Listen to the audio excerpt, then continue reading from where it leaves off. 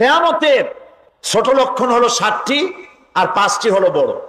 বড় লক্ষণ হচ্ছে দাজ্জালের আগমন, দাজ্জাল আসবে। এরপরে ঈসা আলাইহিস সালামের অবতরণ হবে, ইমাম মাহদীর আবির্ভাব হবে, ইয়াজুজ মাজুজের আত্মপ্রকাশ ঘটবে এবং পশ্চিম দিক থেকে সূর্য উদয় হবে। এগুলি কিয়ামতের লক্ষণ। আর যেদিন পশ্চিম দিক থেকে সূর্য উদিত হবে সেদিন আর দোয়া কবুল হবে না, দোয়া কবুলের দরজা বন্ধ হয়ে যাবে। এখন এই সব লক্ষণ প্রকাশিত হওয়ার পর কিয়ামত অনুষ্ঠিত হবে। মৃত্যুর পর পুনরুত্থানে বিশ্বাসী যারা, তারা তাদের জীবনকে সুসংহত করার এই যে সুযোগ, সময়, এই সময়টা কাজে লাগানো প্রয়োজন। কিন্তু এক শ্রেণীর কপাল পোড়া বুদ্ধিজীবীরা তারা জীবন মনে করে মাতৃগর্ভ থেকে শুরু করে মৃত্যু পর্যন্ত কবরে প্রথিত হয়ে যায়, এরপরে আর কোনো জীবন নাই। সুতরাং ইট, ড্রিঙ্ক এন্ড বি মেরি, খাও, পান করো, ফুর্তি করো, এই বেলা ভাই মদ খেয়ে নাও, কাল নিশীথের ভরসা কই, চাঁদনি জাগিবে যুগ যুগ ধরি, আমরা তো আর রব না সই। কাজী জন্মের মতো ঢালো, পাইকারি দরে গেল। মদ খাওয়া, জেনা করা, ব্যভিচার করা এদিকে অগ্রসর হচ্ছে। সুতরাং মানুষ যদি জীবন সুন্দর করতে চায় এবং পরকালে জাহান্নামের আগুন থেকে বাঁচতে চায়, তাহলে পরকালের উপর ঈমান আনতে হবে।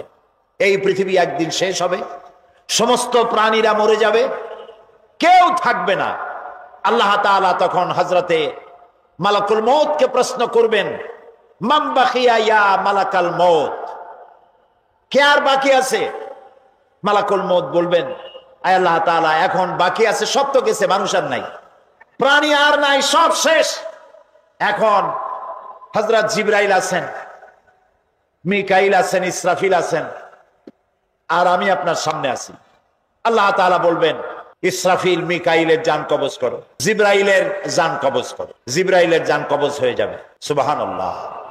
রূহুল কুদুস, রূহুল আমিন, শাদীদুল কুওয়া, সমস্ত নবীদের কাছে যিনি আল্লাহর বার্তা বহন করে এনেছেন, তারও জান কবজ হবে।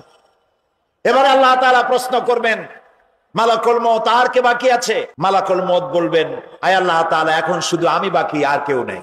আল্লাহ তাআলা বলবেন, মুত ইয়া মালাকুল মউত, মরে যা। মালাকুল মউত মরে যাবে। এখন আকাশে আর জমিনে কে আছেন? জোরে বলেন, কে আছেন? এক মহান সত্তা আল্লাহ তাআলা। এভাবে বহুকাল চলে যাবে। আল্লাহ তাআলা প্রশ্ন করবেন, লিমানিল মুলকুল ইয়াউম, আজকের রাজত্ব কার? ইয়া দুনিয়া আইনা জিবালুকি, হে পৃথিবী, তোর পাহাড়গুলো কোথায়? সব ধসে যাবে, পাহাড় থাকবে না, গাছপালা থাকবে না, দরিয়া থাকবে না।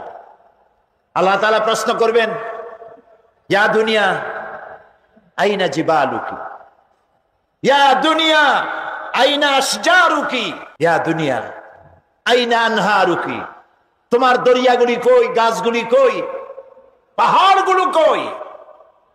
আইনা জাব্বারু, কোথায় সেই স্বৈরাচারগুলি যারা মানুষের উপরে নির্যাতন করত?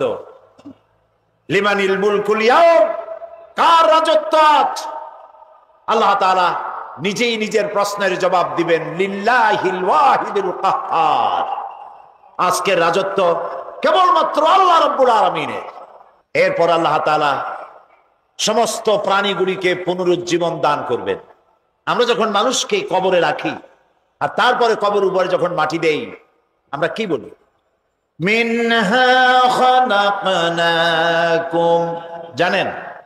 পড়েন সবাই, মিনহা খালাকনাকুম ওয়া ফিহা নুঈদুকুম ওয়া মিনহা নুখরিজুকুম তারাতান উখরা। কবরের ভিতরে মানুষকে রেখে মাটি দেওয়ার সময় আমরা বলি, এই মাটি দিয়ে তোমাকে তৈরি করা হয়েছিল, আবার এই মাটিতে তোমাকে রেখে গেলাম, এই মাটি থেকেই তোমাকে আবার পুনরুত্থিত করা হবে। হযরত ওসমান রাদিয়াল্লাহু তাআলা আনহু কবরের কাছে এসে খুব কাঁদতেন। সাহাবায়ে কেরাম প্রশ্ন করতেন, আল্লাহর নবীর সাহাবী ওসমান, আল্লাহর নবী যখন জান্নাতের কথা, জাহান্নামের কথা যখন আলোচনা করেন, তখন তো আপনি এত কাঁদেন না, যত কাঁদেন কবরের কাছে এসে, কারণ কি? হযরত ওসমান বলেন, সাহাবীরা শোনো, আমি নবীজির মুখে শুনতে পেয়েছি এই কবর হলো প্রথম থানা। আসামি গ্রেপ্তার হয়ে যেমন থানায় আসে, থানা থেকে যদি চার্জশিট হয়ে যায় আর উপায় থাকে না, যদি ফাইনাল হয়ে যায় তাহলে তো বেঁচে গেল। তাহলে নবীর কথা অনুযায়ী এই কবর হলো প্রথম স্টেশন। এখানে যে ব্যক্তি নাজাত পাবে সব জায়গায় নাজাত পেয়ে যাবে। এই কবরে যে ব্যক্তি গ্রেফতার হয়ে যাবে, জবাব দিতে পারবে না, সব জায়গায় আটকা পড়ে যাবে। এই কবর থেকে সমস্ত মানুষগুলিকে উঠানো হবে। আল্লাহু লা ইলাহা ইল্লা হুয়া লায়াজমাআন্নাকুম ইলা ইয়াউমিল কিয়ামাতি লা রাইবা ফীহি ওয়া মান আসদাকু মিনাল্লাহি হাদীসা। আল্লাহ এমন সত্তা যিনি ছাড়া কোনো ইলাহ নাই, তিনি তোমাদেরকে কিয়ামতের দিন অবশ্যই উত্থিত করবেন, সমবেত করবেন। আর এ ব্যাপারে কোনো সন্দেহ নাই, আল্লাহর চাইতে অধিক সত্যবাদী আর কেউ হতে পারে? বলেন, পারে কেউ? আল্লাহর চাইতে সত্যবাদী আর কেউ কি আছে? ওয়ামান আসদাকু মিনাল্লাহি কিলা, তার চাইতে সত্যবাদী আর কে? আল্লাহ তাআলা বলেন, কুল ইন্নাল আউয়ালিনা ওয়াল আখিরিনা লামাজমুউনা ইলা মিকাতি ইয়াউমিন মা'লুম। বলুন, পরবর্তী এবং পূর্ববর্তী সকলকেই এক নির্দিষ্ট দিন আল্লাহ রাব্বুল আলামিন জমায়েত করবেন, এক জায়গায় উঠাবেন। এরপরে আল্লাহ তাআলা বলেন, ওয়া মিন আয়াতিহি আন্নাকা তারাল আরদা খাশিআতান فإذا أنزلنا عليها الماء اهتزت وربت إن الذي أحياها لمحيي الموتى إنه على كل شيء قدير। তার অন্যতম নিদর্শন হচ্ছে এই যে তুমি দেখতে পাও ভূমিকে আল্লাহ তাআলা উপর করে সৃষ্টি করেছেন, আর এতে বৃষ্টি দিয়ে শস্য শ্যামল এবং সজীব করে দেন আল্লাহ রাব্বুল আলামিন। তিনি ঊষর অনুর্বর জমিকে সঞ্জীবিত করেন বৃষ্টি দিয়ে, এবং তারপরে তিনি সমস্ত ফসলকে উদ্গত করেন, আর এইভাবে করে তিনি সমস্ত মৃত্যু প্রাণীকে কিয়ামতের দিন জিন্দা করবেন, এক জায়গায় উঠাবেন। ওয়া আন্নাস সাআতা আতিয়াতুন লা রাইবা ফিহা ওয়া আন্নাল্লাহা ইয়াবআসু মান ফিল কুবুর। কিয়ামত অবধারিত, এতে কোনো সন্দেহ নাই। আর কবরে যারা আছে তাদের সকলকেই পুনরুত্থিত করা হবে, আল্লাহর দরবারে উঠতেই হবে। আয়াহসাবুল ইনসানু আন ইউতরাকা সুদা আলাম ইয়াকুন নুতফাতাম মিন মানিজ্জিন ইউমনা ثم كان علقة فخلق فسوى فجعل منه الزوجين الذكر والأنثى أليس ذلك بقادر على أن يحيي الموتى। আল্লাহ তাআলা বলছেন, আয়াসাবুল ইনসানু আন ইউতরাকা সুদা, মানুষ কি ভেবেছে যে তাকে এমনি ছেড়ে দেওয়া হবে, তার কোনো হিসাব নেওয়া হবে না?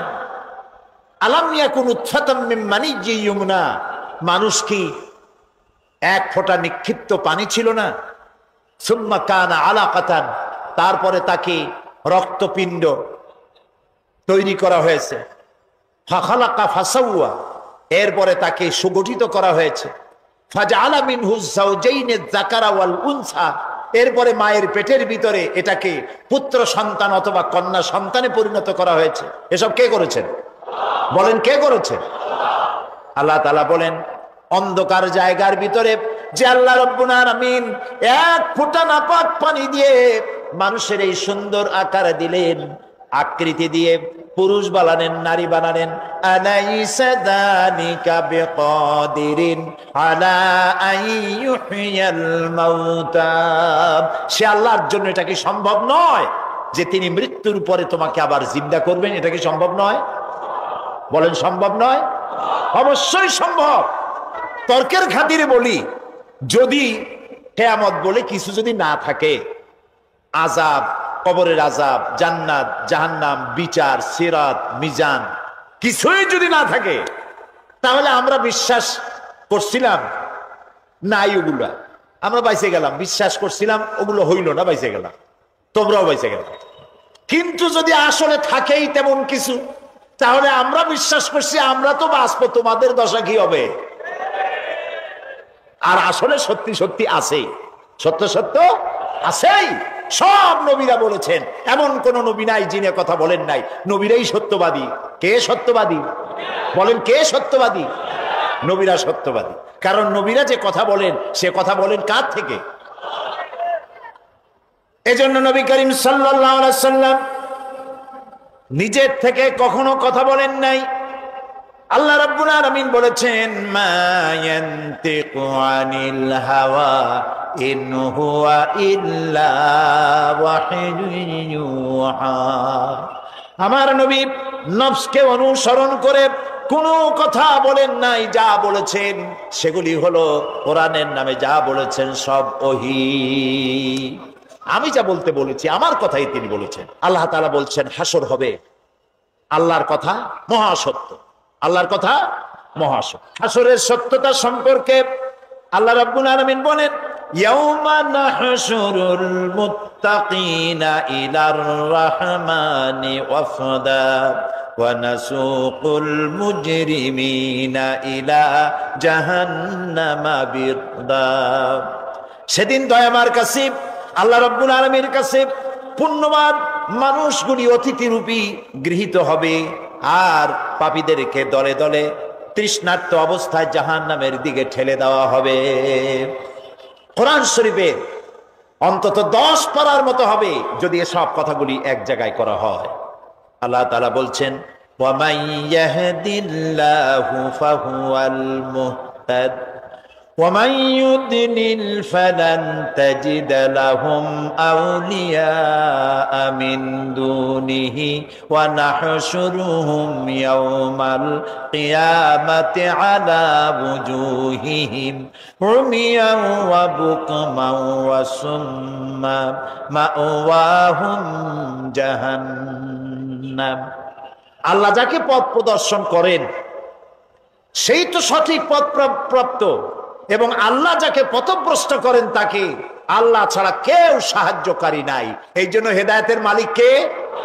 জোরে বলুন। কিয়ামত হলো, হাসর হলো, মানুষগুলোকে একত্রিত করা হলো। এবার আল্লাহ দরবারে আল্লাহ রাব্বুল আলামিন হিসাব নিবেন, নিকাশ করবেন, হিসাব নিবেন। 2 ধরনের হিসাব হবে।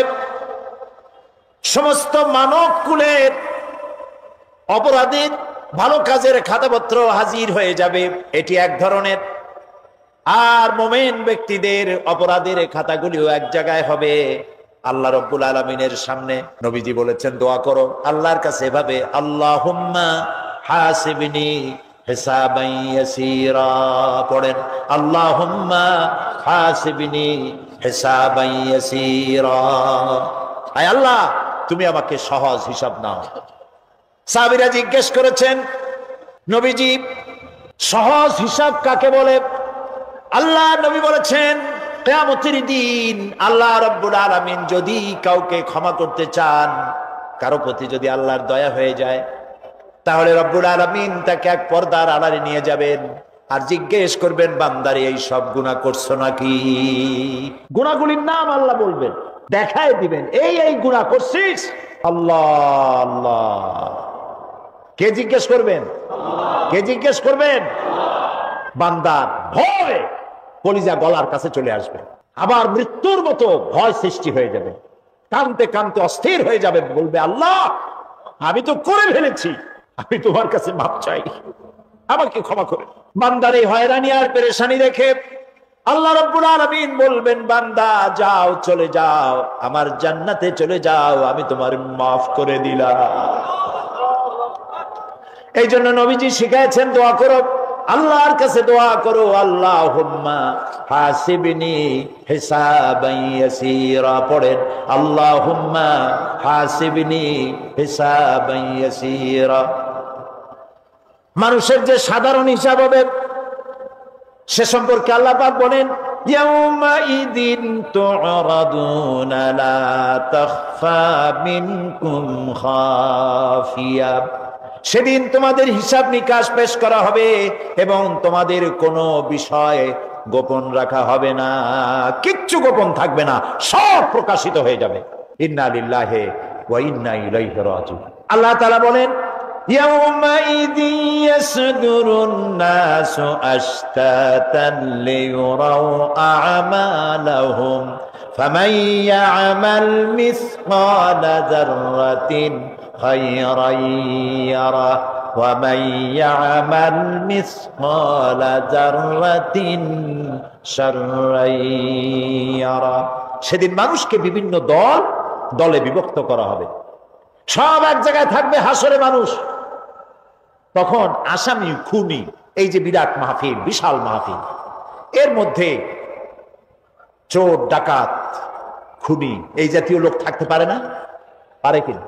তারা কিন্তু এখন নিরাপদ, যেহেতু পুলিশও দেখতেছে না আর র্যাবেও দেখতেছে, খুব নিরাপদ। কিন্তু হঠাৎ করে যদি বলা হয় এই সমাবেশের ভিতরে সন্ত্রাসী কারা, তাদেরকে আমরা শনাক্ত করেছি, তারা আলাদা হয়ে যাও, তখন অবস্থাটা কেমন হবে?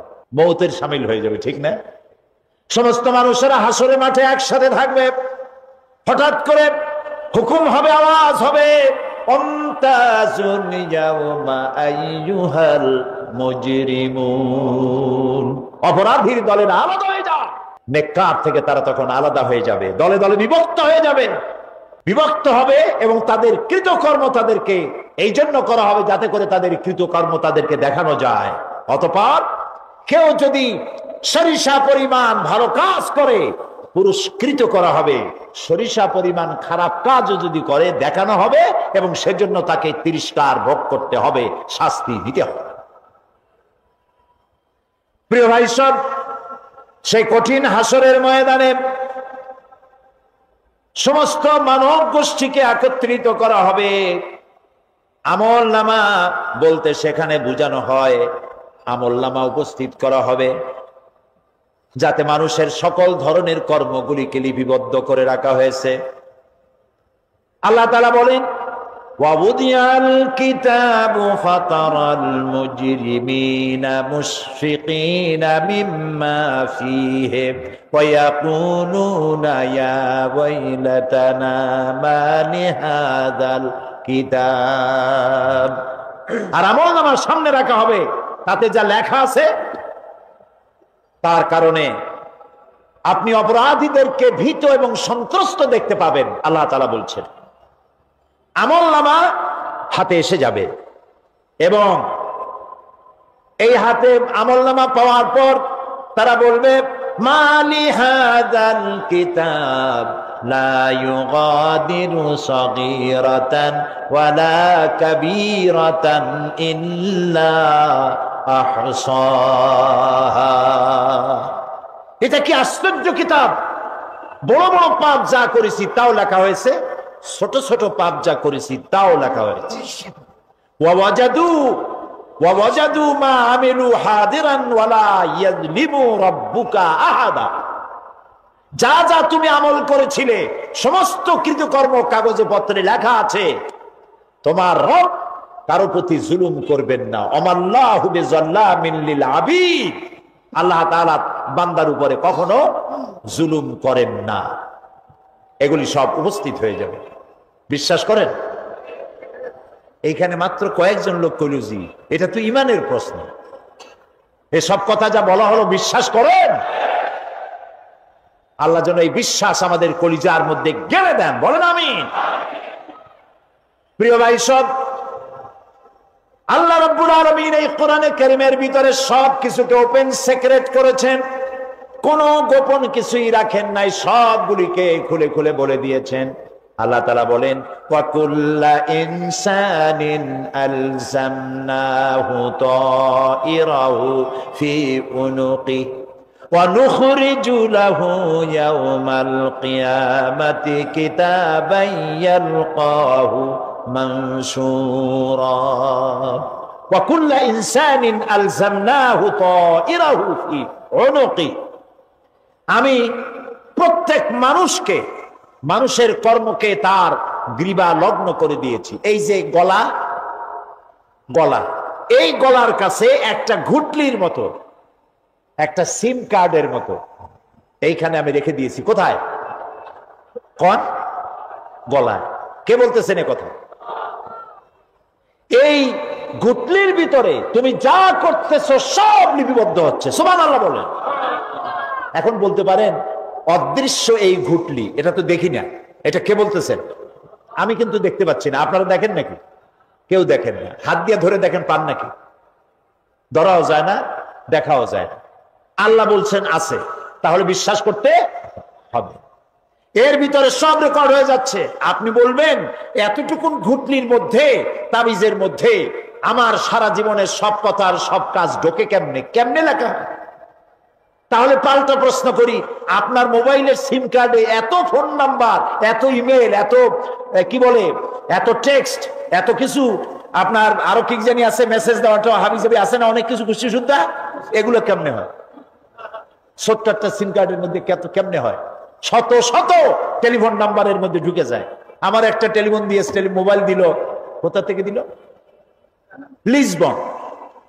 কোথায়? কি আন্দাজে কয় থেকে? লিসবন হচ্ছে পর্তুগালের রাজধানী।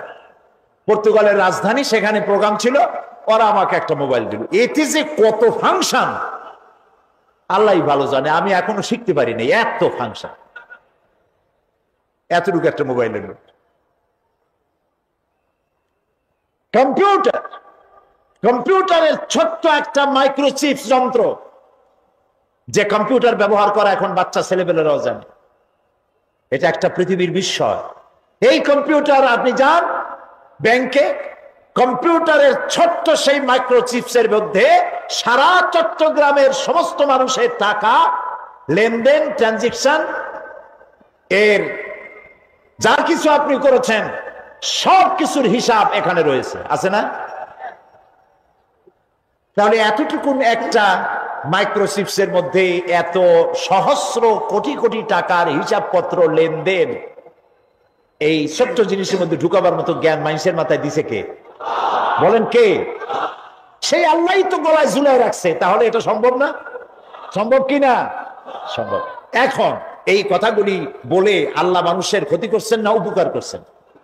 উপকার করেছেন। এটা যদি আমার বিশ্বাসে থাকে যে আমার গলার কাছে এরকম একটা সিম কার্ড আছে, একটা সিম আছে মোবাইলের মতো, এটা মনে করেন মোবাইলের একটা সিম গলায় ঝুলানো আছে, এটা সব উঠতেছে, যা বলেন তাই ওঠে, যা করেন তাই ওখানে লেখা হয়। সুবহানাল্লাহ। এই বিশ্বাস যদি আমার হয়, আমি ভালো মানুষ হয়ে যেতে পারবো। সুবহানাল্লাহ বলে আমি খারাপ কাজ করতেই পারবো না। এই জন্য আল্লাহ পরকালের এই কথাগুলি কোরআনে কারিমের মধ্যে এত বেশি করে বলেছেন। মানুষের চরিত্রবান হওয়ার জন্য আল্লাহর ভয়, পরকালে বিশ্বাস, এর থেকে বড় ওষুধ পৃথিবীতে আর নাই। সব লেখা হচ্ছে। প্রিয় ভাই, সব মানুষ বোঝে না, ভুলে যায়।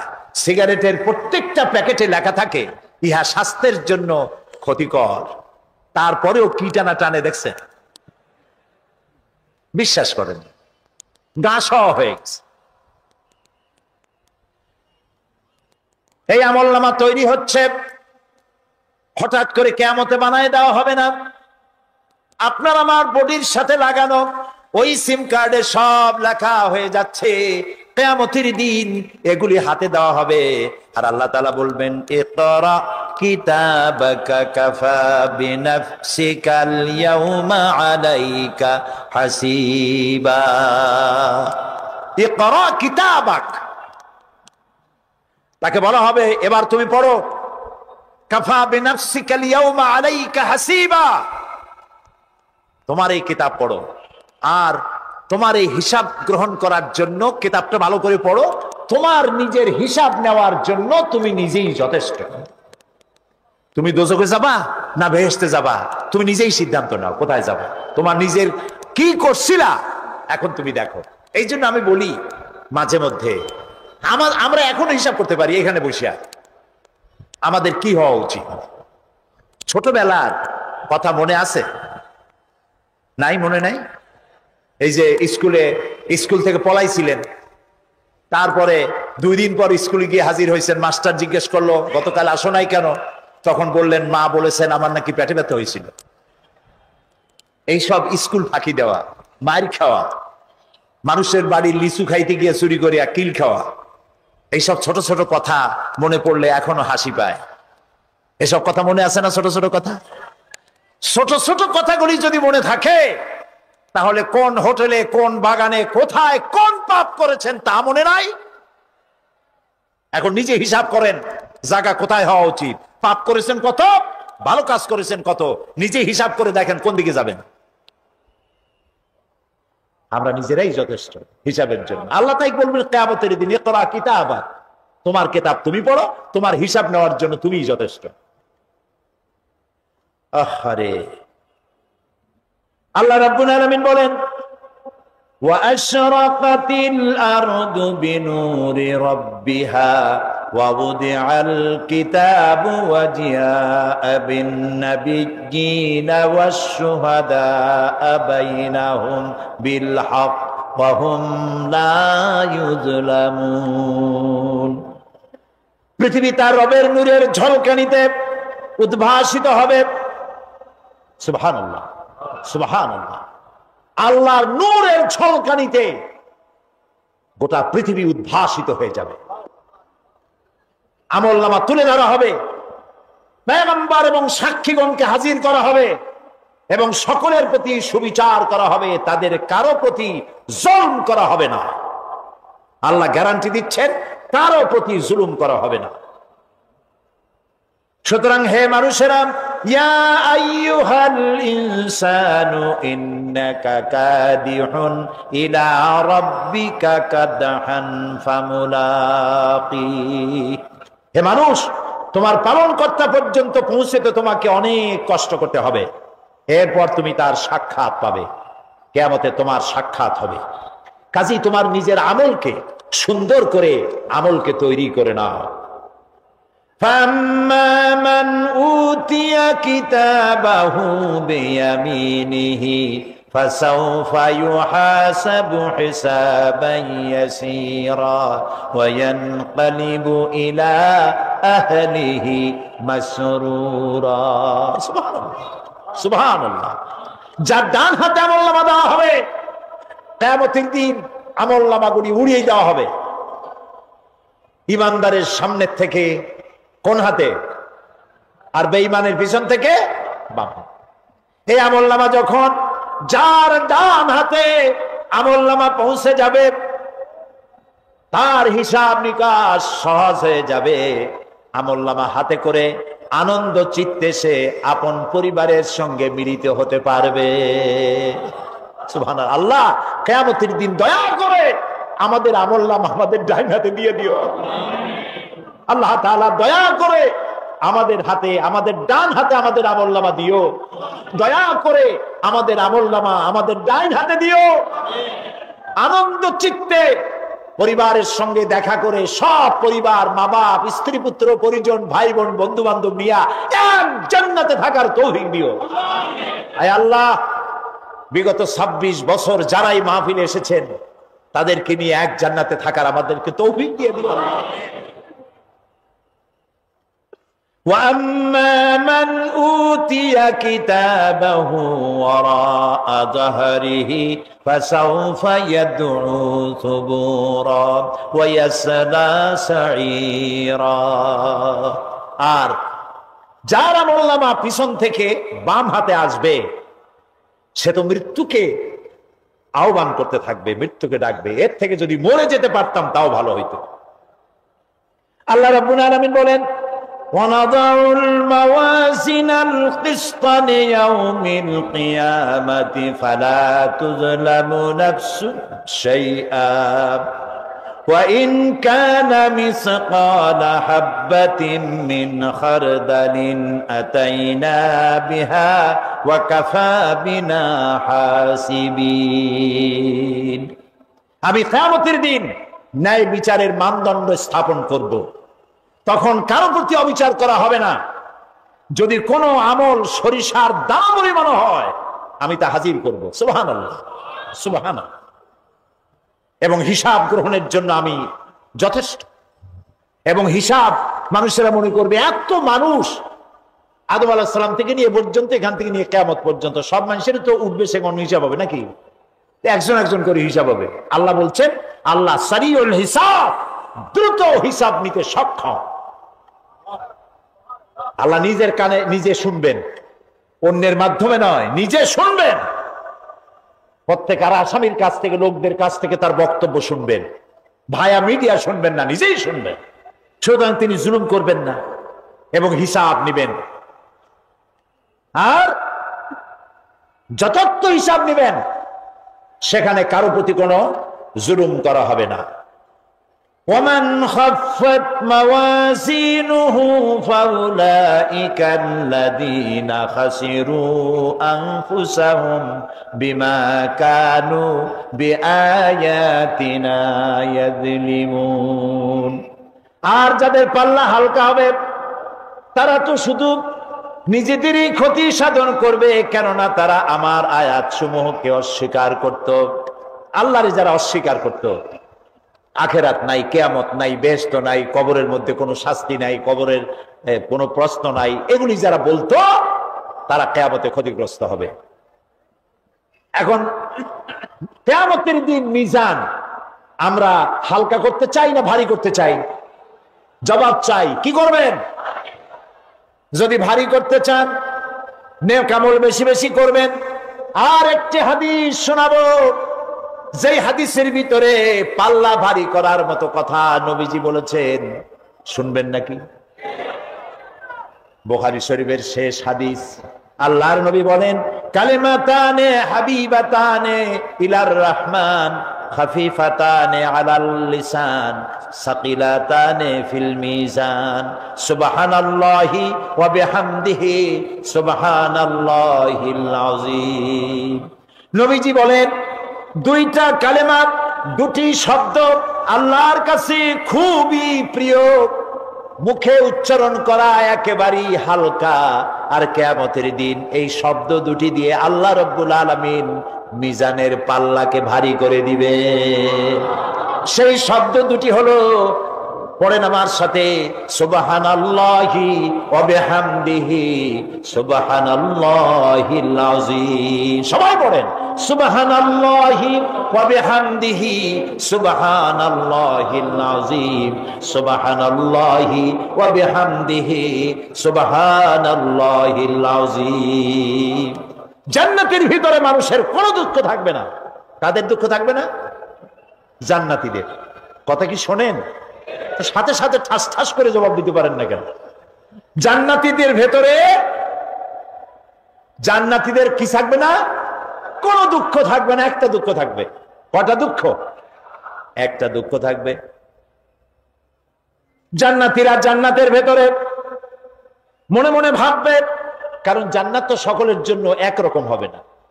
কারো হবে ফার্স্ট ক্লাস, কারো হবে ডিলাক্স, কারো হবে সুইট ডিলাক্স, কারো হবে second class, third class, fourth class, এরকম।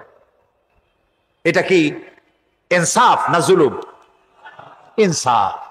আপনি খালি নামাজ পড়ছেন, রোজা রাখছেন, হজ করছেন, জাকাত করছেন, জাকাত দিছেন, হালাল হারাম বাইসা করছেন, আপনারে যে জান্নাত দেওয়া হবে, ওই ব্যক্তি যিনি তাহাজ্জুদের নামাজ পড়েছেন, কোরআন বুঝেছেন, কোরআন প্রতিষ্ঠার জন্য আন্দোলন করেছেন, জেল খেটেছেন, জরিমানা দিয়েছেন, ফাঁসির মঞ্চে চড়েছেন, তার জান্নাত আর আমার জান্নাত সমান হওয়া কি উচিত?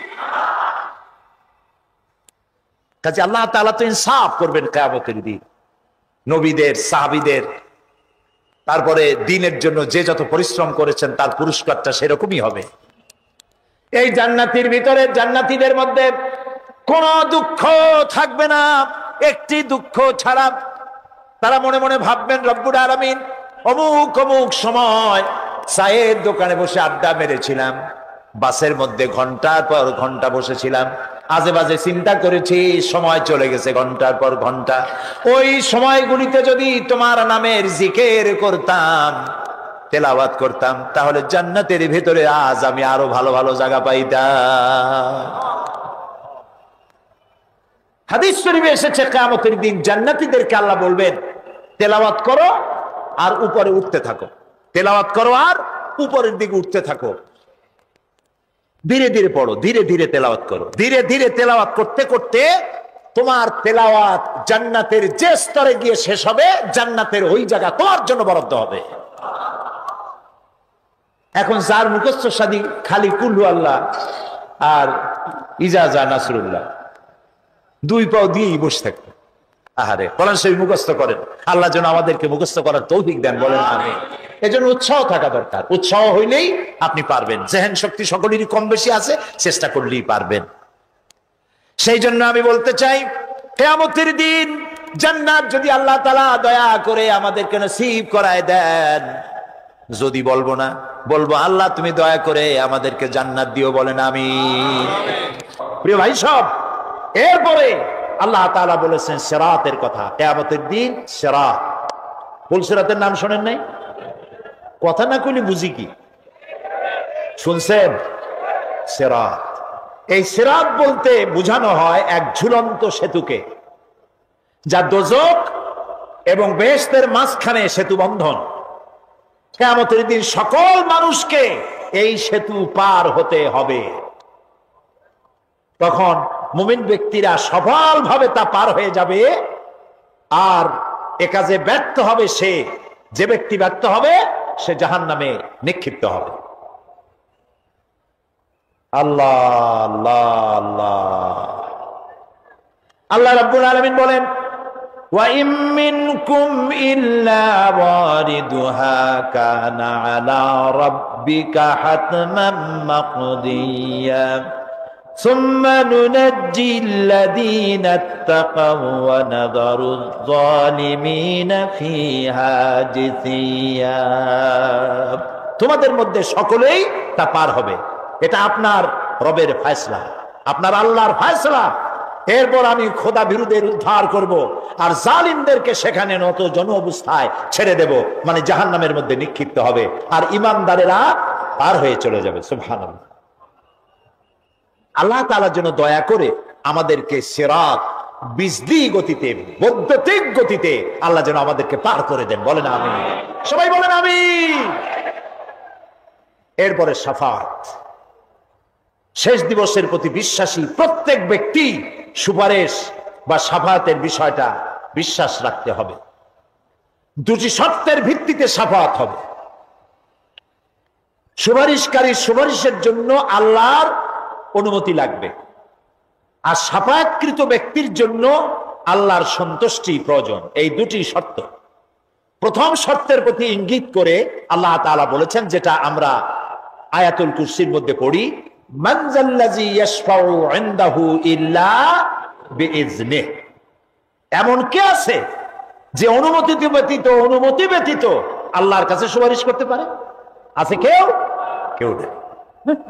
আল্লাহ রাব্বুল আলামিন সুপারিশ করার জন্য যাকে পারমিশন দিবেন আর যার জন্য দিবেন, মাত্র সেই ব্যক্তি শুধু তার জন্যই সুপারিশ করতে পারবে, নিজের ইচ্ছা মতো কারোর জন্য সুপারিশ করতে পারবে না।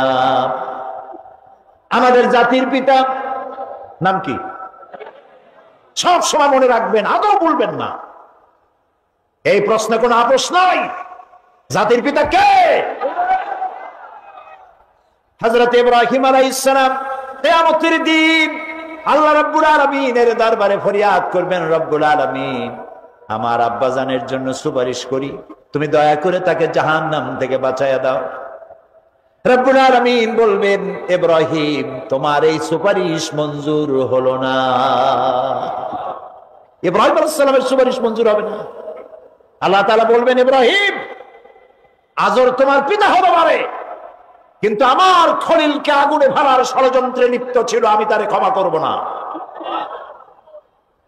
নবী করিম সাল্লাল্লাহু আলাইহি ওয়াসাল্লামকে প্রশ্ন করা হয়েছে, রাসূল, আপনার মা বাপের অবস্থা কি হবে? রাসূলুল্লাহ বলেছেন, কিয়ামতের দিন আমি আমার মা বাপের কোনো উপকারে আসবো না। রাসূলুল্লাহ কাঁদতেছিলেন, সাহাবায়ে কেরাম কাঁদতেছিলেন। বিষয়টা এত সহজ না। দ্বিতীয় শর্ত হলো ওয়ালা ইয়াশফাউনা ইল্লা লিমান ইরতাদা ওয়া হুম মিন খাশিয়াতিহি মুশফিকুন। আল্লাহ তাআলা যার প্রতি সন্তুষ্ট তারা কেবল তার জন্যই সুপারিশ করতে পারবে। বস্তুত সেদিন তারা আল্লাহর ভয় সকলেই ভীত সন্ত্রস্ত থাকবে। কি এর সুপারিশ? ভয়ের চোটে থাকবে অস্থির, সব পরমার নফসি নফসি বলে চিল্লাবে, বলবে আল্লাহ আমারে বাঁচাও, আমারে বাঁচাও। মুসা আলাইহিস সালাম, নূহ আলাইহিস সালাম, ইব্রাহিম আলাইহিস সালাম, ইয়াকুব আলাইহিস সালাম, সব নবীরা কাঁদবেন, বললে আল্লাহ আমারে বাঁচাও, আমারে বাঁচাও। সেই দিন মাত্র এক ব্যক্তি উম্মতের জন্য কাঁদবেন, সুপারিশ করতে পারবেন, উম্মতের জন্য কাঁদবেন, তার নাম বিশ্বনবী মুহাম্মাদুর রাসূলুল্লাহ সাল্লাল্লাহু আলাইহি ওয়াসাল্লাম। দোয়া করছেন রব্বুল আলামিন কিয়ামতের ময়দানে যেদিন সন্তান তার পিতাকে ভুলে যাবে, মা তার সন্তানকে হারায় ফেলবে, ওই কঠিন হাসরের ময়দানে আমি যেন আমার খাদিজাকে হারাইয়া না যাই। মুনাজাতের শেষে হযরত আয়েশা বলেন, ইয়া রাসূলুল্লাহ, খাদিজার কথা আপনার এত কেন বারবার মনে পড়ে? একটা বুড়িরে বিয়ে করেছিলেন 25 বছর বয়সের সময়, 40 বছর বুড়ি, তার কথা কেন এত মহব্বত আপনার মনে পড়ে? তার থেকে যুবতী মেয়ে, সুন্দরী মেয়েকে আপনার স্ত্রী হিসেবে আপনি পান নাই। হুজুর বলেন, আয়েশা রে, খাদিজার সম্পর্কে এমন কথা তুমি আর বলো না। তোমরা সবাই আমার সুখের দিনের স্ত্রী, আর খাদিজা আমার এমন সময় স্ত্রী ছিল যখন মক্কায় আমার আশ্রয় ছিল না, তামাম মক্কা নগরীতে আমার আশ্রয় ছিল না। খাদিজার সঞ্চিত সমস্ত ধনরাশি ইসলাম কবুল করার পর দুহাতে খাদিজা বিতরণ করে দিয়েছে। হযরত আয়েশা বলেন, হুজুর আমার গোস্তাকি মাফ করে দেন, আমি আর এরকম বলবো না, তবে খাদিজা সম্পর্কে আমার কিছু একটু শুনান। হুজুর বলেন, আয়েশা রে শোনো, গভীর রাত, যত রাত হোক না কেন, ইসলামের দাওয়াত দিয়ে দিয়ে গভীর রাত্রে আমি যখন বাসায় ফিরেছি, ঘরে এসেছি, দরজায় একটা মাত্র ডাক দিয়েছি, খাদিজা, অমনি দরজা খুলে গেল। আমি জিজ্ঞেস করেছি, খাদিজা রে, যত রাত্রে আসলাম, যতবার আসলাম, একটা ডাকের বেশি লাগলো না, তুমি কি ঘুমাও না? হযরতে খাদিজা বলেছেন, ইয়া রাসূলুল্লাহ, আমার মনের ভিতরে ভয় থাকে, আল্লাহর রাসূল দ্বীনের খেদমতে বাইরে আছেন, আমি যদি আরামে বিছানায় ঘুমায় থাকি আর নবীজি দরজার কাছে দাঁড়ায় আমারে ডাকাডাকি করবে, উঠতে যদি দেরি হয়ে যায় নবীজির সঙ্গে বেয়াদবি হয়ে যাবে, এই মনে করে আপনি না আসা পর্যন্ত দরজার সাথে পিঠ লাগাই আমি দাঁড়াইয়া দাঁড়াইয়া ঘুমাই। আমার ভাইরা, হযরতে খাদিজার ইজ্জত স্বয়ং আল্লাহ দিয়েছেন। কে দিয়েছেন? হাদিস শরীফে এসেছে, রাসূলুল্লাহ জাবালে নূরে বসা, গারে হেরার ভিতরে বসা, হযরতে জিবরাইল রাসূলুল্লাহর সঙ্গে কথা বলতেছেন। একটু পরে হযরতে জিবরাইল বলেন, ইয়া রাসূলুল্লাহ, আমি আর এখানে বসবো না, আমি এখন আমি দেখতে পাচ্ছি খাদিজা আসতেছে আপনার জন্য খাবার নিয়ে। খাদিজা যখন আপনার কাছে পৌঁছে যাবে, আপনি খাদিজাকে শুনায় দিবেন আল্লাহ রাব্বুল আলামিন খাদিজাকে সালাম জানাইছে। সুবহানাল্লাহ।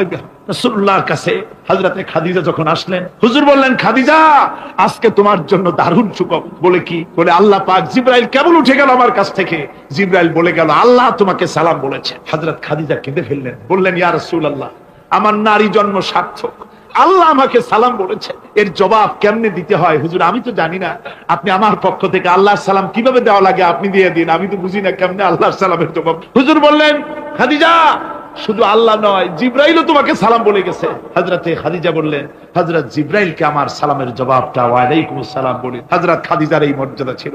আমার ভাইরা, রাসূল পাক সাল্লাল্লাহু আলাইহি ওয়াসাল্লাম এভাবে মহব্বত করেছেন স্ত্রীদেরকে। সুতরাং স্বামী স্ত্রীর মহব্বত আল্লাহর জান্নাতি নিয়ামত। কি নিয়ামত? যে ঘরের মধ্যে স্বামী স্ত্রীর মধ্যে মিল মহব্বত আছে এটা বেহেশতের মতো, আর যেখানে মিল মহব্বত নাই এটা জাহান্নামের মতো। ঠিক কি?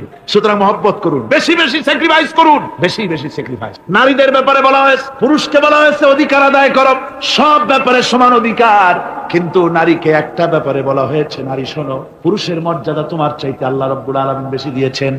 আর রিজালু কাওয়ামুনা আলান নিসা, নারীদের উপরে পুরুষের প্রাধান্য আল্লাহ পাক দান করেছেন। একদিন সাহাবীরা বলে, একজন সাহাবী বলেছিলেন, ইয়া রাসূলুল্লাহ, জংলি উট দেখলাম আপনার পায়ের উপরে সেজদায় পড়ে গেল, আপনি যদি আমাদেরকে অনুমতি দিতেন না আপনাকে আমরা সেজদা করতাম। আল্লাহ নবী বললেন, মানুষ মানুষকে সেজদা করা এ পারমিশন যদি আমি দিতাম, তাহলে দুনিয়ার সমস্ত স্ত্রীদেরকে বলতাম তারা যেন তাদের স্বামীকে সেজদা দেয়। স্বামীর মর্যাদা এখানে। সুতরাং অধিকার সমান, কোনো সন্দেহ নাই, কিন্তু স্বামীর একটা আলাদা মর্যাদা আছে, সেই সম্মানও তাকে দিতে হবে। এরপরে এই সমান অধিকারের ভিত্তিতে স্বামী স্ত্রী চলতে থাকে। মাঝখানে আল্লাহ পাক তাদেরকে সন্তান দান করেন। আল্লাহ তাদেরকে, নারীকে লেখাপড়ার অধিকার দিয়েছেন, ইসলাম তাকে লেখাপড়ার অধিকার দিয়েছে, শিক্ষার অধিকার দিয়েছে। হযরত আয়েশা সিদ্দিকা রাদিয়াল্লাহু তাআলা আনহা শিক্ষয়িত্রী ছিলেন, হাফেজা ছিলেন, হাদিসের হাফেজা ছিলেন, কোরআনের হাফেজা ছিলেন, হাজার হাজার সাহাবায়ে কেরামদের তিনি উস্তাদ ছিলেন। সুবহানাল্লাহ।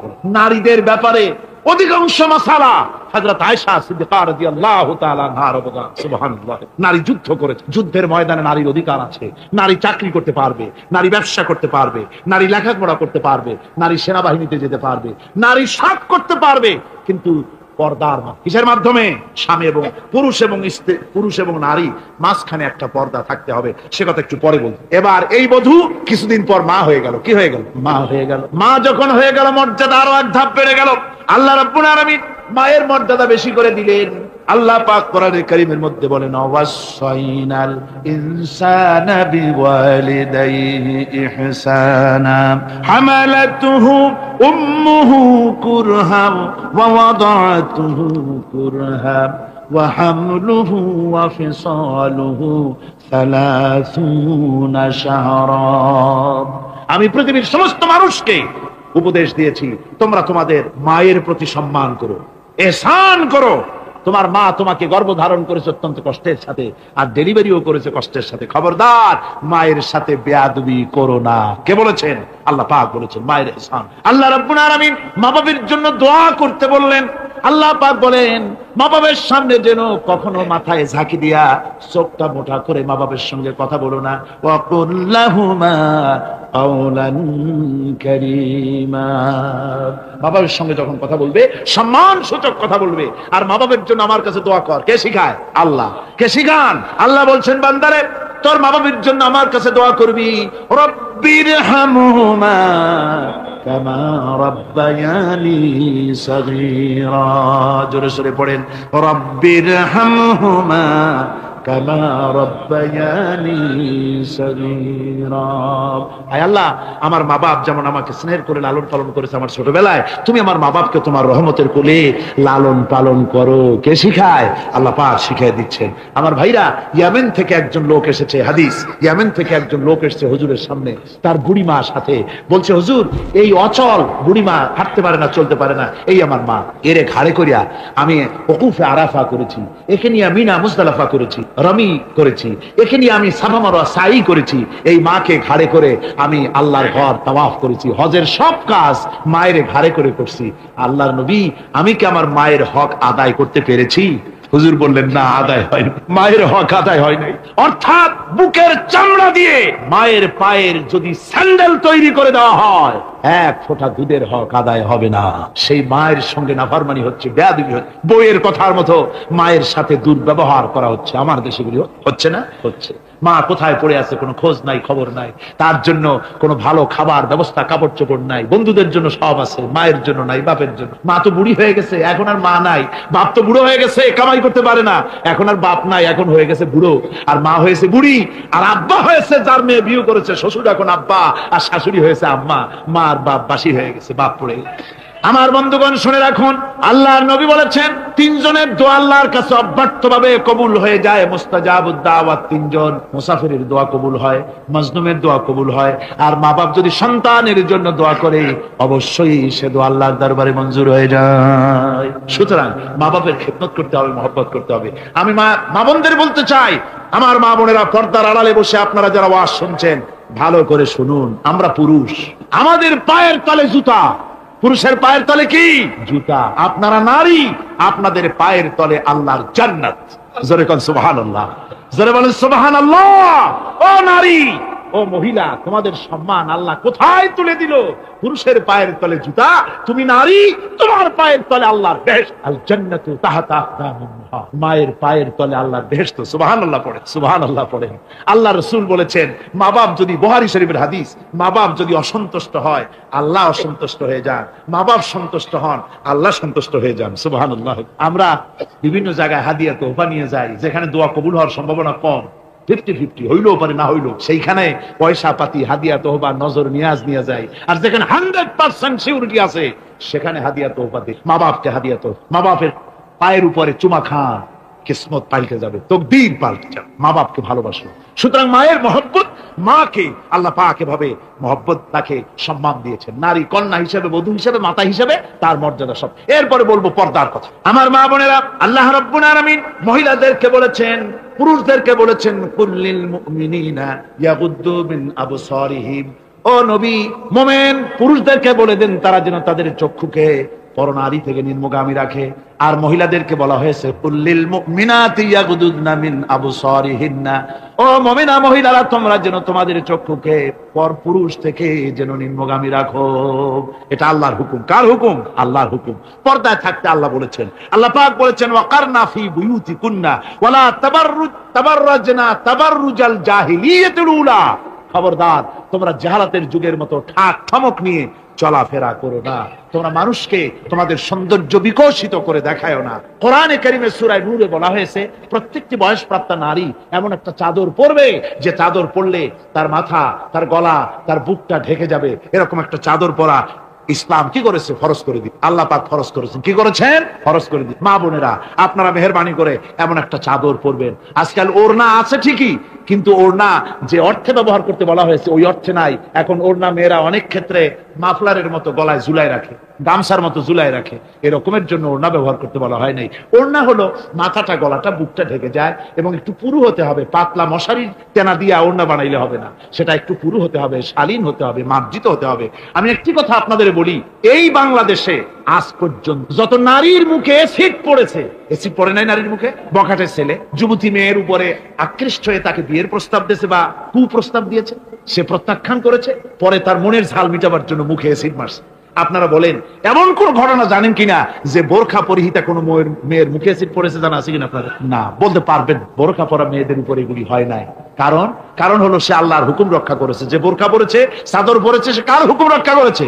ওই মহিলা আল্লাহর হুকুম রক্ষা করেছে। এবার আল্লাহর দায়িত্ব হয়েছে তার শরীর, তার ইজ্জতকে হেফাজত করা। মেয়েরা যদি ঠোঁটে রং লাগায়া, মাথার চুল খোলা রেখে রাস্তায় ঘুরে, রিকশাওয়ালা পর্যন্ত ডাকে ভাবি সাহেব, দোকানে গেলে দোকানদার কয় আপা, আর যদি বোরখা পরা থাকে যে দেখে সেই কয় খালাম্মা, চাচি আম্মা, সম্মান করে কথা বলে। ঠিক কিনা কর? সুতরাং আমার মা বোনেরা, আপনাদের সম্মান আপনারা বজায় রাখুন, আপনার মেয়েদের মর্যাদা আপনারা বাড়ান। আপনারা হচ্ছেন হযরতে খাদিজার উত্তরসূরি, সুমাইয়ার উত্তরসূরি, হযরতে খাওলার উত্তরসূরি, হযরতে আয়েশার উত্তরসূরি। এই বাংলার জমিনে আপনাদেরকে জিহাদের ময়দানে আসতে হবে ইনশাআল্লাহ। সবাই বলেন ইনশাআল্লাহ। পুরুষের পাশাপাশি বাংলাদেশেও মহিলারা বোরখা পরিহিতা হয়ে আল্লাহর দ্বীন কায়েমের জন্য যদি প্রয়োজন হয়, হাজার হাজার মহিলা রাস্তায় মিছিলে বের হবে ইনশাআল্লাহ। সময় আসছে, তরুণ, যুবক, মা বোন সবাইকে এই জিহাদে অংশগ্রহণ করতে হবে। এখন আমি মা বোনদেরকে কয়েকটা দায়িত্ব দিচ্ছি। শুধু ওয়াজ শুনলে তো হবে না, কিছু দায়িত্ব পালন করতে হবে। সে দায়িত্বটা হচ্ছে এই যে আপনারা আপনাদের সংসারটাকে ইসলামের দুর্গ বানান। সমাজে তো ইসলাম সব জায়গায় নাই, আপনার ঘরটাকে ইসলামের দুর্গ বানান। স্বামী স্ত্রীর আচরণে চলাফেরায় যেন সন্তানরা তৈরি হতে পারে, 1 নম্বর কথা। 2 নম্বরের কথা, সন্তানদেরকে ভালো নাম রাখুন। আজকাল কিন্তু ভালো নাম লুপ্ত হয়ে গেছে। এখন বাংলা নাম বেশি পছন্দ হচ্ছে, আরবি নাম বাদ। এখন বাংলা নাম কি? বাংলা নাম হচ্ছে আকাশ হোসেন, বাতাস আলী, তারপরে সাগর খাতুন, সৈকত বেগম ইত্যাদি, বিপুল, এই সব নাম হয়েছে এই বাংলা। এর কোনো অর্থ নাই। বাংলা নাম আপনার সন্তানদেরকে রাখবেন না। মুসলমানরা নাম রাখবে আরবি নাম। কি নাম? আরবি নাম এবং অর্থবহ নাম। আলেমদের কাছে জিজ্ঞেস করে নাম রাখবেন। আরবি আন্দাজে রাখেন না। একজনে তার মেয়ের নাম রাখছে, শুনলাম মেয়ের নাম রাখছে তুকাজ্জেবা। হ্যাঁ, তাই আমি বললাম, ভাই তুকাজ্জেবার নাম রাখলেন কেন? কয় যে কোরআন শরীফে দেখলাম তুকাজ্জেমানরে আল্লাহ খুব ভালোবাসে, সূরা আর রহমানে 33 বার এই নামটা আল্লাহ দিয়েছে, সেই জন্য মহব্বত করে তুকাজ্জেবার নাম রাখছেন। দেখেন কথা। কুয়েতে একবার এয়ারপোর্টে নাম নিয়ে খুব হাসাহাসি হলো। পাসপোর্টে বাংলাদেশিদের নাম, একজনের নাম হচ্ছে জামাল মিয়া, আর বাপের নাম তরিক মিয়া। পুলিশেরা হাসতেছে, লোকেরা জিজ্ঞেস করলো কি ব্যাপার, তো আসলে ব্যাপারটা ধরা পড়লো, জামাল মিয়া বাপের নাম তরিক মিয়া। জামাল হচ্ছে উট, আর মিয়া মানে 100। জামাল মিয়া মানে 100 উট, আর তরিক মিয়া, তরিক মানে রাস্তা, মিয়া মানে 100 রাস্তার ছেলে 100 উট। তো নাম আন্দাজে আরবি হলেই তো রাখা যাবে না, একটু জিজ্ঞেস করতে হবে আলেমদের কাছ থেকে, যে একটা আমার ছেলে হয়েছে, মেয়ে হয়েছে, একটা ভালো নাম রেখে দেন। তো তাদের কাছ থেকে অর্থবহ নাম নিয়ে আপনারা রাখবেন। এটা হলো 2 নম্বরের কথা। 3 নম্বরের কথা হচ্ছে ছেলে মেয়েদেরকে আদব নেহাজ শিখাবেন, চরিত্র শিখাবেন, আদব শিখাবেন। মা বাপের দিকে, মুরব্বীদের দিকে পিছন ফিরাইয়া তাদেরকে ধমক দিয়ে কথাবার্তা না বলে আদব শিক্ষা করে, সালাম দিতে পারে, এগুলি তাদেরকে শিক্ষা দেওয়া দরকার। 4 নম্বরে পারিবারিক বৈঠক করতে হবে। কি বৈঠক? প্রত্যেক বাড়িতে সপ্তাহে 1 বার অথবা 2 বার পারিবারিক বৈঠক। স্বামী, স্ত্রী, ছেলে মেয়ে সব এক জায়গায় বসবে। যে কোনো একটা দিন রাতের বেলায় বা বিকেলে 1 ঘন্টা এক জায়গায় বসে আলোচনা করবেন। তুমি কলেমাটা পড়ো, তো বউরে কবেন তুমি কলেমা পড়ো, শুনি হয় কিনা। আমার তাশাহুদটা আমি পড়ি, আত্তাহিয়াতু লিল্লাহি ওয়াস সালাতু তাওবাত হয় কিনা তুমি একটু শোনো তো, দোয়া কুনুতটা হয় কিনা শোনো তো। আচ্ছা, নামাজের মধ্যে কয়টা ফরজ কত দেখি? ছেলের কাছে জিজ্ঞেস করেন, মেয়ের কাছে। বই একটা সামনে নিয়ে খুলে একজন আরেকজনকে জিজ্ঞেস করেন, কোরআন শরীফ বলে সূরা ফাতিহাটা পড়ো দেখি সহি হয় কিনা। এইভাবে করে 1 ঘন্টা দিন আলোচনা করে তারপরে দরুদ শরীফ পড়ে আল্লাহর কাছে দোয়া করেন, আল্লাহ আমার বউ, আমার বাচ্চা, এই সব নিয়ে তোমার দ্বীনের কথাবার্তা বলছি, আল্লাহ তুমি দয়া করে আমার এই বিবি বাল বাচ্চাগুলিকে দ্বীনের রাস্তায় রাখো, চরিত্রবান বানায় রাখো, এরা যেন সন্ত্রাসী হয় না, এরা যেন মারামারি করে না, এদেরকে দিনদার বানাও, পরেজগার বানাও। আপনার দোয়া আল্লাহর কাছে কবুল হয়ে যাবে, আল্লাহর কাছে কবুল হয়ে যাবে। সন্তান আর খারাপ হবে না। কথা বুঝতে পেরেছেন? স্বামী চাকরি করে, যা বেতন পায় তা দিয়া চলে না। স্ত্রী তখন বলে, মেয়া তুমি চাকরি করো, তোমার একই চাকরি আর একজনে করে, পাশের বাসার বল্টু মিয়ার বাপ। তার বাড়িতে যদি এসি আর ফ্রিজ আসতে পারে, তোমার বাড়িতে আসে না কেন? তুমি পারো না কেন? তুমি পুরুষ না আর কিছু? বেচারা প্রত্যেকদিন খাবারের সময় বউর এই ধরনের ধাক্কা মারা কথা শুনে শুনে শেষ পর্যন্ত এই ভালো লোকটা বাধ্য হয় বাম হাতে টাকা কামাই করা, ঘুষ খেতে বাধ্য হয়। ঠিক কিনা? আবার অনেক স্ত্রী এমন আছে, স্বামী ঘুষখোর, আল্লাহর ভয় দেখাইয়া তার কাছে আবেদন নিবেদন করে আস্তে আস্তে এভাবে করে স্বামীকে খারাপ পথ থেকে ফিরা আছে না? আছে। সুতরাং মা বোনদের বলবো, আপনারা স্বামীদেরকে ভালো পথে পরিচালিত করার জন্য চেষ্টা করবেন, সন্তানদেরকে, স্বামীদেরকে ভালোভাবে চেষ্টা করবেন যেন দ্বীনের রাস্তায় তারা পরিচালিত হয়। এরপরে আপনারা ইসলামী সাহিত্য অধ্যয়ন করবেন, কোরআন হাদিস ইত্যাদি অধ্যয়ন করবেন, সেগুলির পাঠাগার তৈরি করবেন, এগুলি পড়াশোনা করে নিজেদের জীবনকে গড়ে তুলবেন। আল্লাহ রাব্বুল আলামিন সকলকে যেন সে তৌফিক দেন। আমরা জোরে বলি আমিন। একটু পরেই আমরা মোনাজাত করব। মোনাজাত গুনার জন্য আসুন তওবা পড়ি। সবাই পড়েন আমার সাথে, আউযু বিল্লাহি মিনাশ শাইতানির রাজিম। মা বোনেরা আপনারাও আস্তে আস্তে পড়েন, আর আপনারা ভাইরা জোরে পড়েন। বিসমিল্লাহির রহমানির রহিম। আস্তাগফিরুল্লাহ, আস্তাগফিরুল্লাহ, আস্তাগফিরুল্লাহ রব্বি মিন কুল্লি যামবিন ওয়া আতুবু ইলাইহি লা হাওলা ওয়ালা কুওয়াতা ইল্লা বিল্লাহিল আলিয়্যিল আযীম। আয় আল্লাহ তাআলা, আমি আর জীবনে কখনো শরীয়তের ওজর ছাড়া ফরজ নামাজ, ফরজ রোজা ছেড়ে দেব না। ইয়া আল্লাহ, এই মুহূর্ত থেকে মদ, জুয়া, সুদ, ঘুষ, জেনা, ব্যভিচার, মিথ্যা, অশ্লীলতা, সব রকমের গুনাহে কবিরা থেকে তোমার কাছে পানাহ চাই, আশ্রয় চাই। তওবা ইয়া রব্বি, তওবা ইয়া আল্লাহ, তওবা ইয়া রব্বি, তওবা ইয়া আল্লাহ। লা ইলাহা ইল্লাল্লাহু মুহাম্মাদুর রাসূলুল্লাহ। আশহাদু আল লা ইলাহা ইল্লাল্লাহু ওয়াহদাহু লা শারীকা লাহু ওয়া আশহাদু আন্না মুহাম্মাদান আবদুহু ওয়া রাসূলুহু। খুব বিনীতভাবে আকাশ আর জমিনের একচ্ছত্র মালিক, রাজাধিরাজ, সম্রাটের সম্রাট, বিশাল ও বিস্তীর্ণ আকাশের মালিক, আমাদের প্রভু, আমাদের মনিব, আমাদের আল্লাহর কাছে আমরা গোলাম। এই লক্ষ লক্ষ গোলামেরা সব একত্রিত হয়ে মনিবের দরবারে বিনীতভাবে মাথা নিচু করে গোলামের মতো আমরা সবাই হাত তুলছি। আল্লাহুম্মা আমিন। রব্বানা যালামনা আনফুসানা وإن لم تغفر لنا وترحمنا لنكونن من الخاسرين.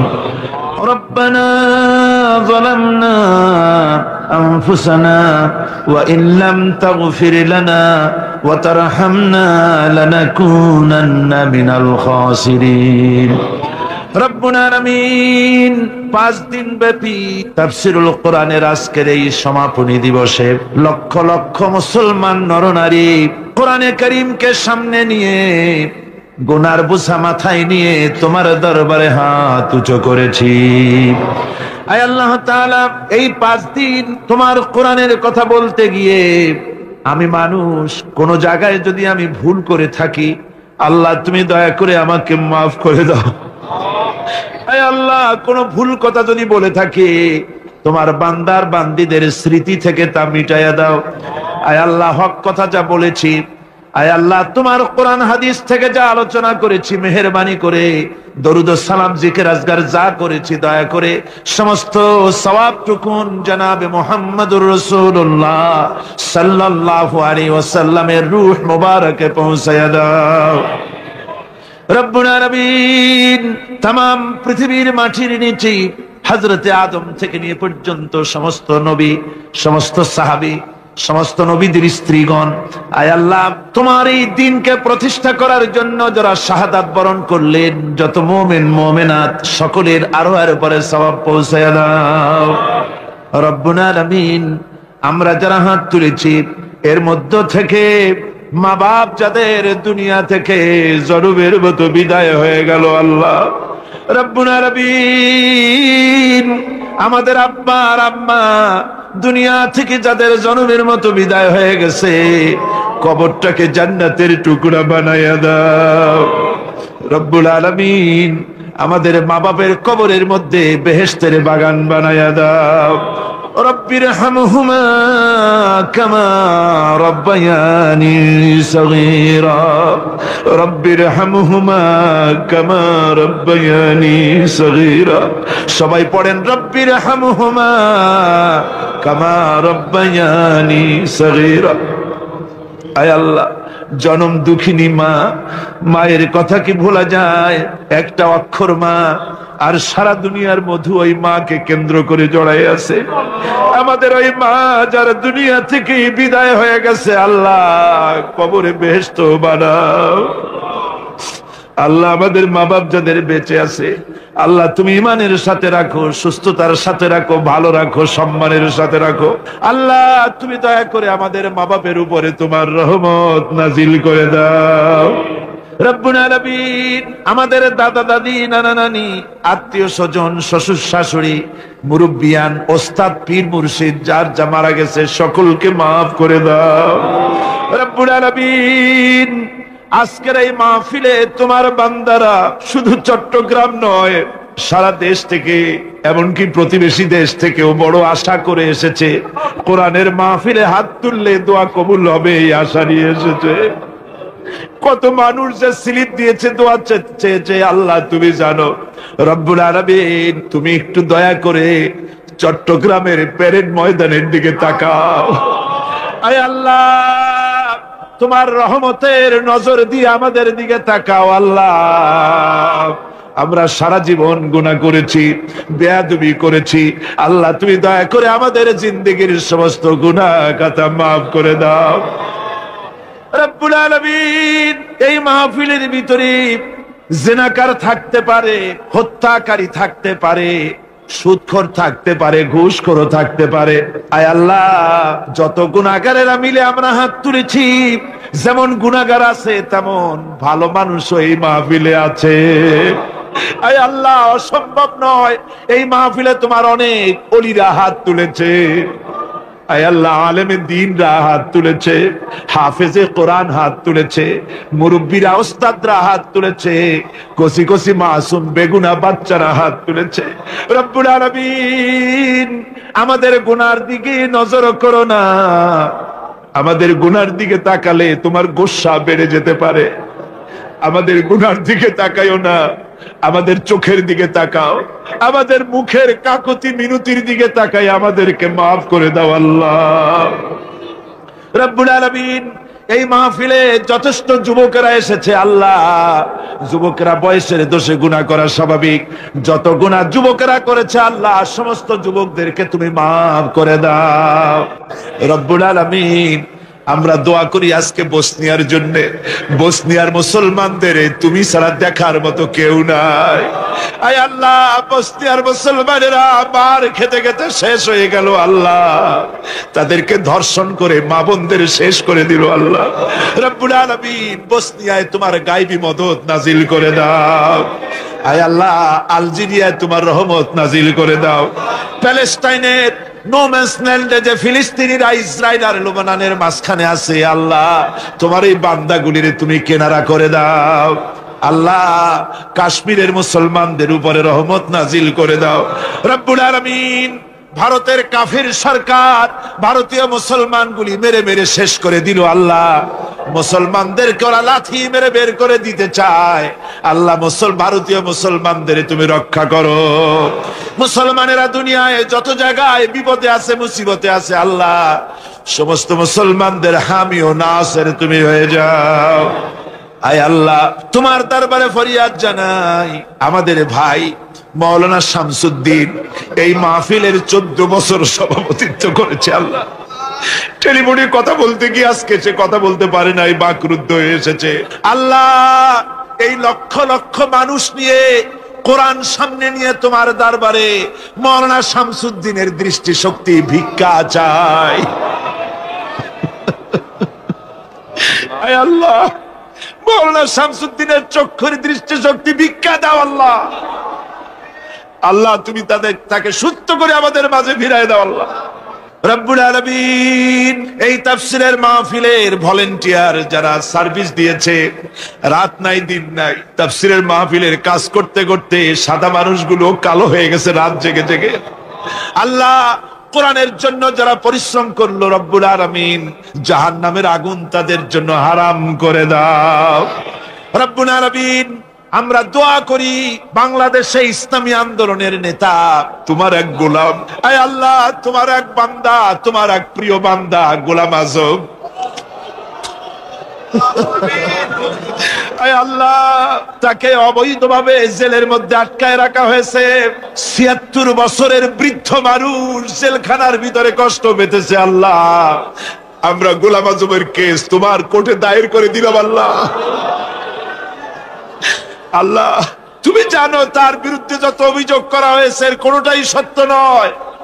হযরত ইউসুফ আলাইহিস সালামকে তেমন তুমি পবিত্রতা সহকারে আল্লাহ নিষ্কলুষ ভাবে জেল থেকে বের করেছিলে, গোলাম আজমকে নিঃশর্ত ভাবে সেভাবে তুমি গোটা জাতির সামনে বের করে গোটা জাতির নেতৃত্বের তৌফিক দাও আল্লাহ রব্বুল আলামিন। তোমার দরবারে আমরা আরজি পেশ করি আল্লাহ। আমাদের দেশের কলেজ ইউনিভার্সিটিতে কিছু সংখ্যক ছেলেরা তোমার দ্বীনের পতাকা উঁচু করে ধরেছে। যে কলেজে ইউনিভার্সিটিতে হাত পাতলে পরে নারী পাওয়া যায়, মদ পাওয়া যায়, অস্ত্র পাওয়া যায়, টাকা পাওয়া যায়, এসব টাটকা সুখগুলি দুপায়ে ঠেলে দিয়ে কলেজে ভার্সিটিতে একটা গ্রুপের একটা দলের ছেলেরা এই উত্তপ্ত ময়দানে চলে এসেছে জীবন দেওয়ার জন্য। আল্লাহ, তুমি ওদেরকে চেনো, ওরা ছাত্র শিবির আল্লাহ। এই শিবিরের ছেলেগুলি তুমি হেফাজত করো আল্লাহ রব্বুল আলামিন। ওদের কি দোষ তুমি ভালো করে জানো আল্লাহ। তোমার কালেমাকে বুলন্দ করতে চায় বলে দেশের বাতিল শক্তি পর্যন্ত শিবিরের 52টা নেতা কর্মীকে আল্লাহ দুনিয়া থেকে বিদায় করে দিয়েছে। আয় আল্লাহ, এদেরকে তোমার শাহাদাতের দরজা নসিব করে জান্নাতুল ফেরদাউস নসিব করে দিও আল্লাহ। আয় আল্লাহ, মুশাররফ কদিন আগে শহীদ হয়ে গেল আল্লাহ, ওকে তোমার জান্নাত দিয়ে দিও আল্লাহ। ওর বাপকে ওর মাকে সান্ত্বনা দিও আল্লাহ, ধৈর্য ধরার তৌফিক দিও আল্লাহ। ফটিকছড়িতে আর একটা ছেলে 16-17 দিন হয়ে গেছে, খোঁজ নাই, শিবিরের ছেলে। আল্লাহ, তুমি ভালো জানো কুতুবউদ্দিনের অবস্থা কি। আল্লাহ, তুমি দয়া করে তার হেফাজত করো রব্বুল আলামিন। বাংলাদেশে তোমার দ্বীনের পতাকা নিয়ে জামাত ইসলামী অগ্রসর হচ্ছে, আল্লাহ তুমি দয়া করে হেফাজত করো, দ্বীনের কাজ বুলন্দ করার তৌফিক দাও। যারা ইসলামের কথা বলে, ইসলামের কাজ করে, যেখানে বসে যে দলে থেকে ইসলামের কথা বলে কাজ করে, আল্লাহ তুমি দয়া করে তাদের হেফাজত করো আল্লাহ রব্বুল আলামিন। এই চট্টগ্রামে আওলাদে রাসূল হযরত আব্দুল আহাদ আল মাদানী সাহেব, আল্লাহ তুমি তার হায়াতকে দারাজ করে দাও। তাহলে তুমি সুস্থ করে দাও। আয় আল্লাহ, বাইতুস শরীফের পীর মাওলানা আব্দুল জব্বার সাহেব, আল্লাহ তুমি তাকে সুস্থ রাখো, ভালো রাখো। গারাঙ্গিয়ার পীর সাহেবের হায়াত দারাজ করে দাও, বাঁশখালীর পীর সাহেবের হায়াত দারাজ করে দাও। আল্লাহ তুমি দয়া করে সমস্ত পীর মাশায়েখ আর আলেম ওলামা ঐক্যবদ্ধভাবে তোমার দিন কায়েমের জন্য তাদেরকে সুযোগ দিয়ে দাও রব্বুল আলামিন।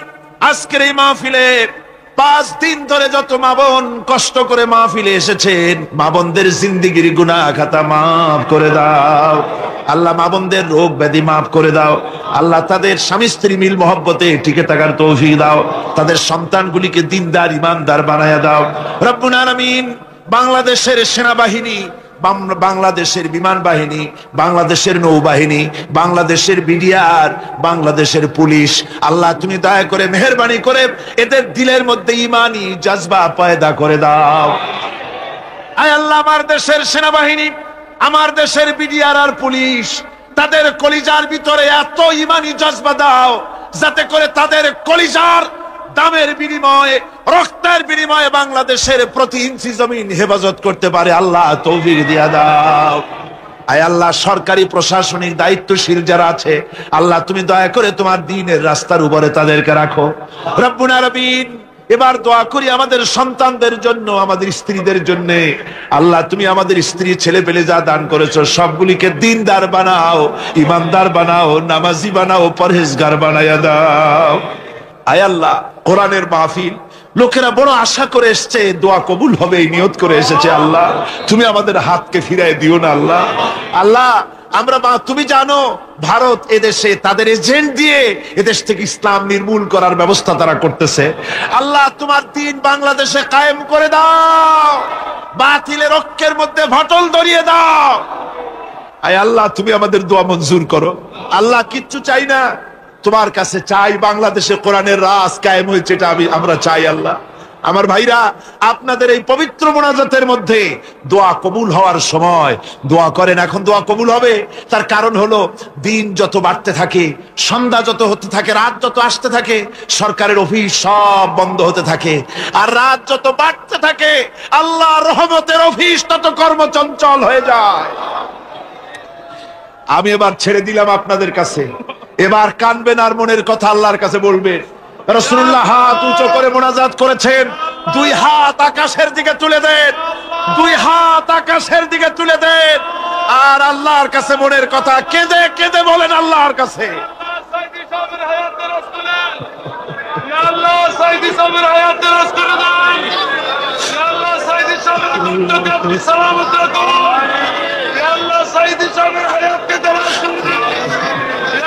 আপনারা যার যার মনের কথা বলেন, মনে মনে যার যে দুঃখ আছে, মনে যার যে কষ্ট আছে আল্লাহর কাছে চিল্লায় কাঁদেন আর বলেন ইয়া আল্লাহ ইয়া গফুরুর রহিম।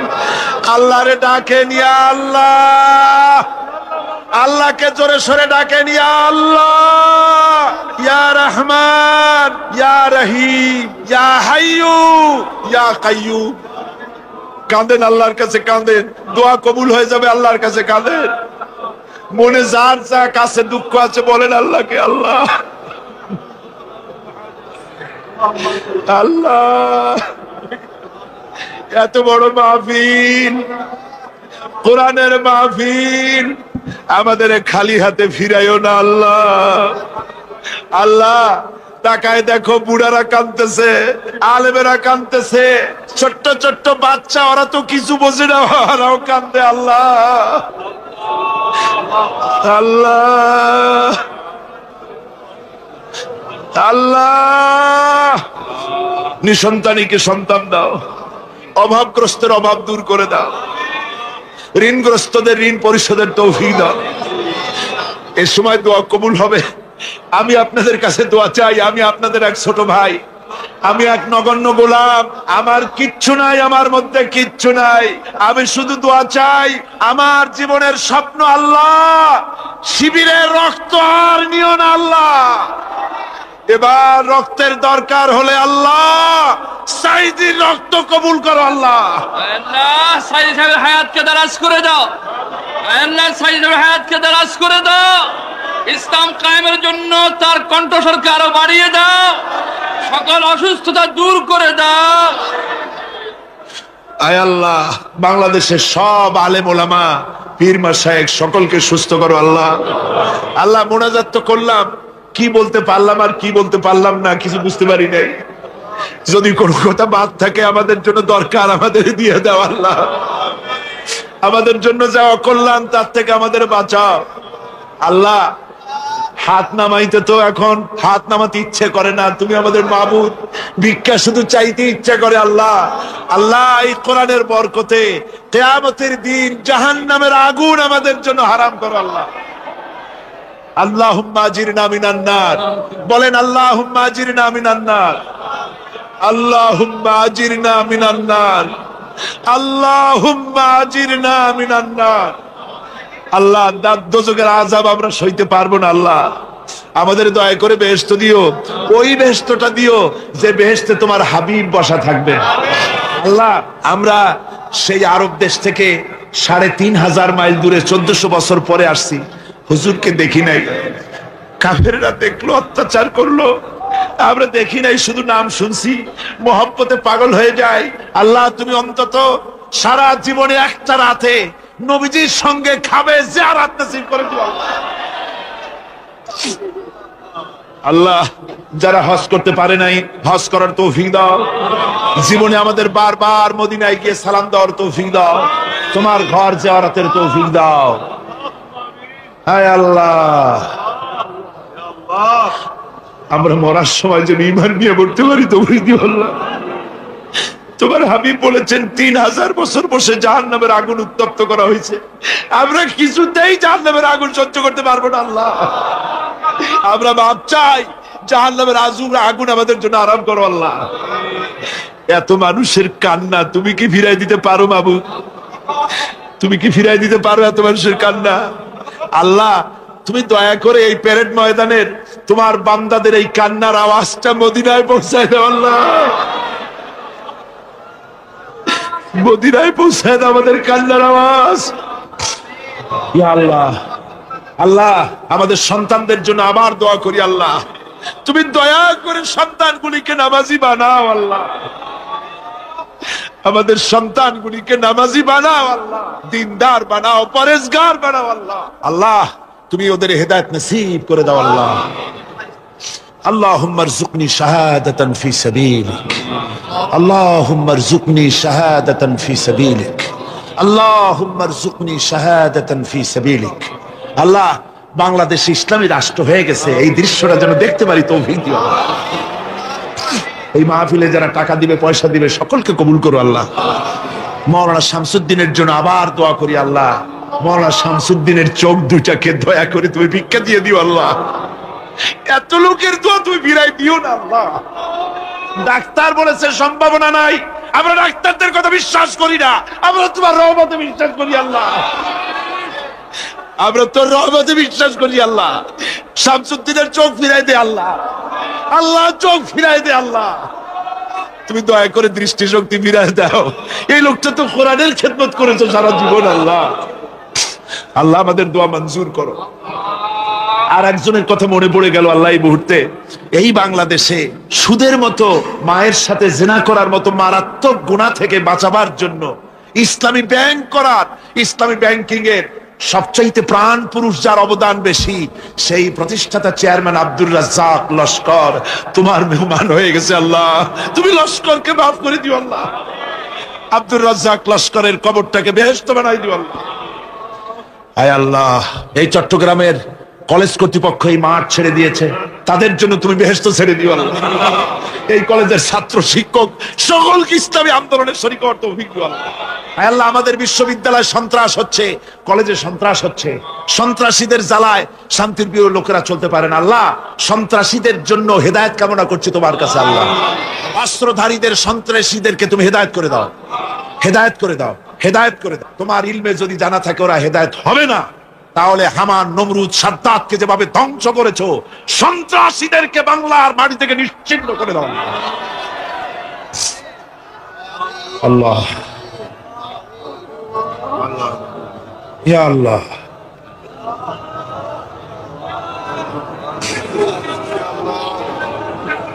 আল্লাহ তুমি আমাদের মনিব, তুমি আমাদের মাওলা, তুমি আমাদের প্রভু, আমরা সব গোলাম। আমরা এই বিশ্বাস নিয়ে হাত নামাচ্ছি যে আমরা যা এতক্ষণ বললাম সব তুমি শুনেছো এবং কবুল করেছো। এই বিশ্বাস নিয়ে হাত নামাচ্ছি। আর আমাদের মুখ ইমানের কলেমা তুমি চালু করে দিবা মৃত্যুর সময়। রব্বানা তাকাব্বাল মিন্না ইন্নাকা আনতাস সামিউল আলিম ওয়া তুব আলাইনা ইন্নাকা আনতাত তাওয়াবুর রহিম। সুবহান রাব্বিকা রাব্বিল ইজ্জাতি আম্মা ইয়াসিফুন ওয়া সালামুন আলাল মুরসালিন ওয়ালহামদুলিল্লাহি রাব্বিল আলামিন। ইসলাম সম্পর্কে সঠিক জ্ঞান পেতে সত্যের পথ চ্যানেলটি সাবস্ক্রাইব করুন।